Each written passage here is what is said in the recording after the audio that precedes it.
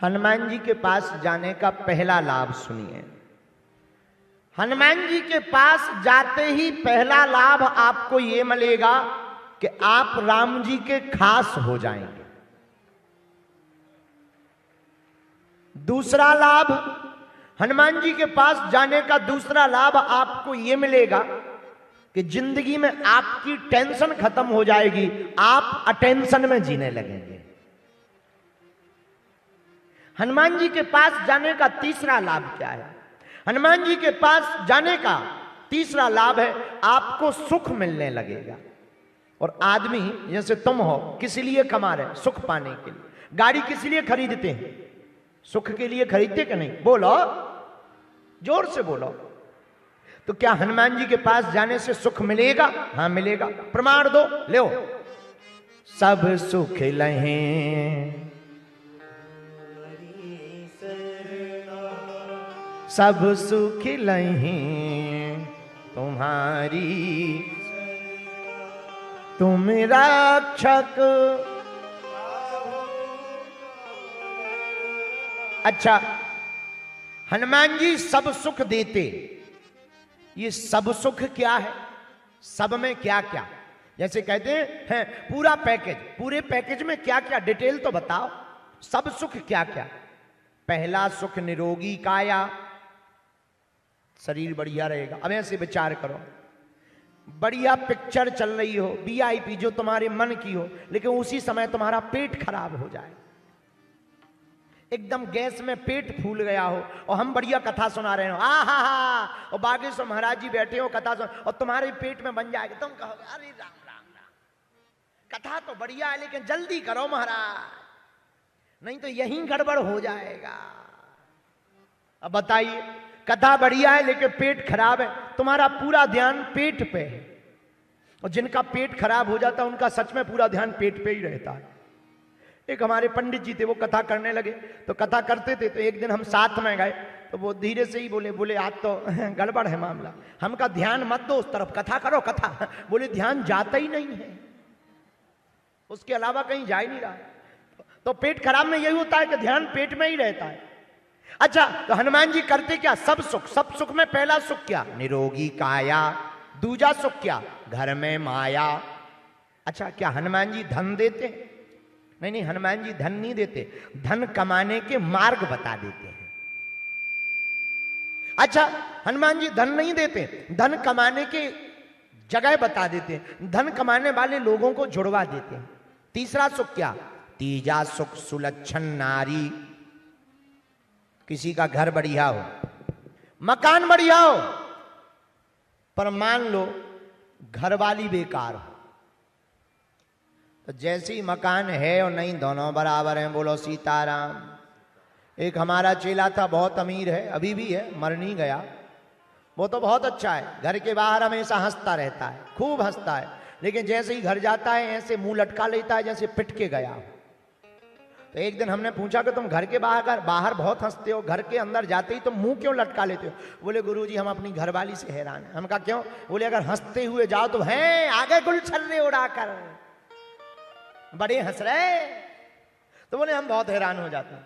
तो सुख क्या? सब सुख क्या? पहला सुख निरोगी काया, दूजा सुख घर में माया, तीजा सुख सुलक्षण नारी, पर चौथा सुख क्या? सुत आज्ञाकारी। घर बढ़िया हो, मकान बढ़िया हो, पैसा हो, पत्नी बढ़िया हो, पर अगर बेटा बेकार हो तो मामला गड़बड़ हो जाता है। तो हनुमान जी के चरण में जाने से क्या फायदा? बोले सब सुख लहें तुम रक्षक।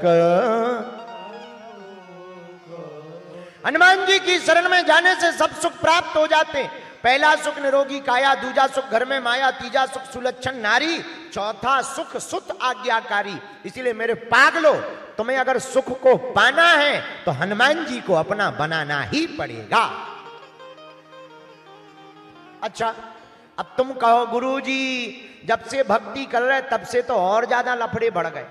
कुछ लोग ऐसे भी होते हैं, पहले ठीक थे, अब जब से पूजा पाठ कर रहे ज्यादा मामला गड़बड़ हो गया।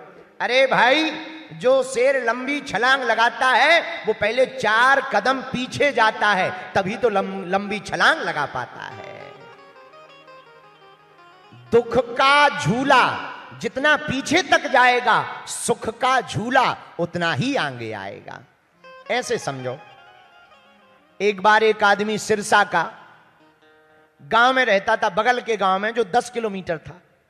उसने एक आदमी से पूछा, रेलवे स्टेशन जाना है, कितने बजे गए? बोले 10:10। ट्रेन कितने बजे मिलेगी? 10:20 पे।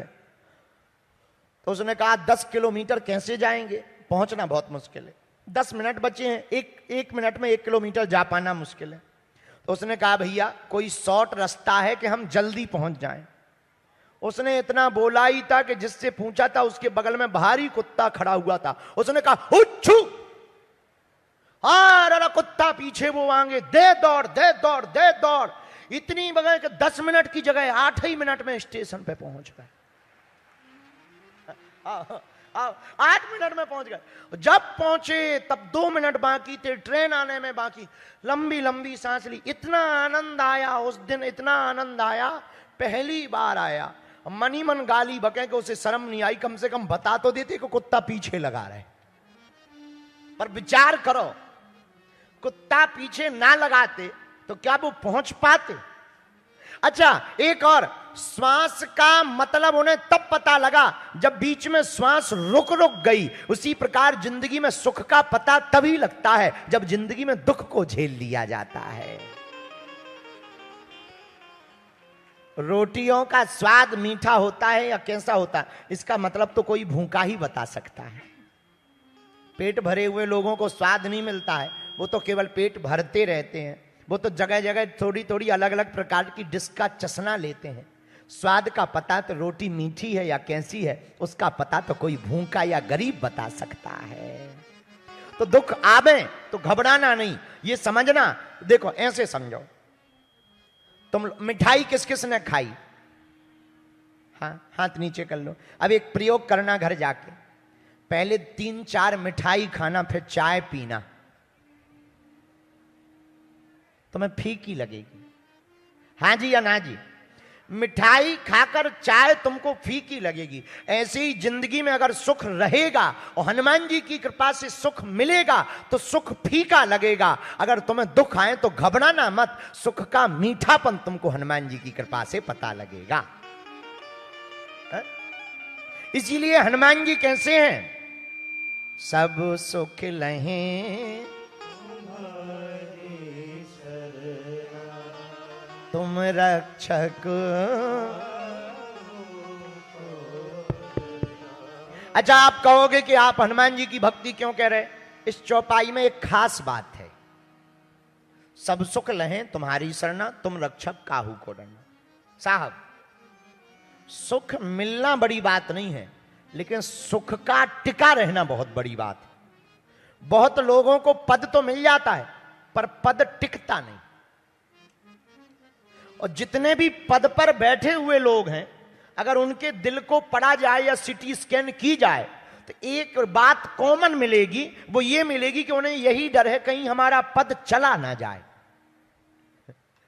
एक ही डर है, कॉमन बात है, किसी फाइल में फंस ना जाए, हमारा पद चला ना जाए, कद घट ना जाए और पद हट ना जाए। एक ही डर सबके अंदर बना रहता। मेरे पागलों, हनुमान जी की इस चौपाई में बहुत गजब की बात है। हनुमान जी के लिए तुलसीदास जी कहते सब सुख लहें तुम्हारी सरना, लेकिन हनुमान जी की शरणागति से होगा क्या? बोले तुम रक्षक। हनुमान जी रक्षक हैं तो कद और पद हटने की चिंता भी नहीं करना, क्योंकि हनुमान जी जब रक्षा करेंगे तो कद और पद हट भी नहीं पाएगा। ये है, जैसे हनुमान जी ने किसको पद दिलवाया? आहा आहा, क्या गजब की पंक्ति है। तुम्हारा मंत्र विभीषण माना, भय क्या? लंकेश्वर भय।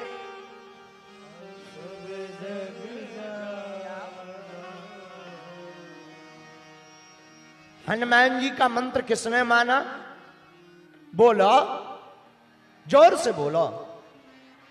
विभीषण जब लंका के राजा बने तो हनुमान जी ने कहा कि चिंता मत करो, राजा बनोगे। विभीषण बोले कितने दिन के लिए? हनुमान जी बोले 1 कल्प तक के लिए। विभीषण बोले बुरा ना माने तो एक बात बोलो, हमारा भाई भी राजा है, लेकिन उसको छुड़वा करके तुम हमें राजा बनाना चाह रहे, कल के दिन कहीं ऐसा ना हो हमसे बेहतरीन मिल जाए, उसको राजा बना दो। तब हनुमान जी बोले चिंता मत करो, हम हैं, और जब तक हम हैं तब तक तुम ही राजा रहोगे।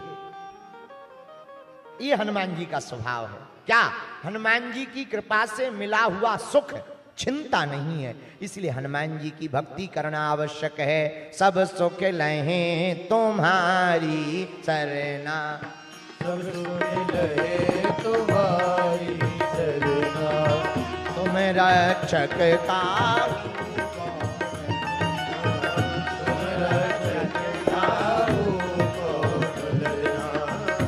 श्री राम जय राम जय जय राम, श्री राम जय राम जय जय राम, श्री राम जय राम जय जय राम, श्री राम जय राम जय जय राम। दोनों हाथ उठा करके श्री राम जय राम।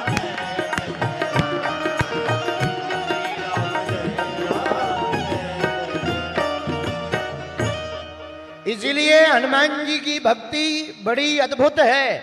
हनुमान जी की भक्ति करने वाले साधक को सब सुख मिलते हैं, पर सब सुख के साथ साथ हनुमान जी की तरफ से जो हनुमान जी की भक्ति करता, मिलने वाली सुख और सुविधाओं और साधनों की उन्हें चिंता नहीं करनी पड़ती। उनकी रक्षा स्वयं श्री अंजना नंदन वीर बजरंग बली करते हैं। अब अगला विषय, हनुमान जी ने किसी को बड़ा बनाया है? विभीषण को बनाया, सुग्रीव को बनाया, और तो छोड़िए हमारे हनुमान जी ने तो स्वयं श्री राम जी को भी राजा बनवाया है। हनुमान जी ना होते तो न जानकी का पता लगता, ना रावण मर पाता, ना रावण मर पाता, ना राम जी राजा बन पाते। बोलो जय सिया राम, जोर से बोलो। देखो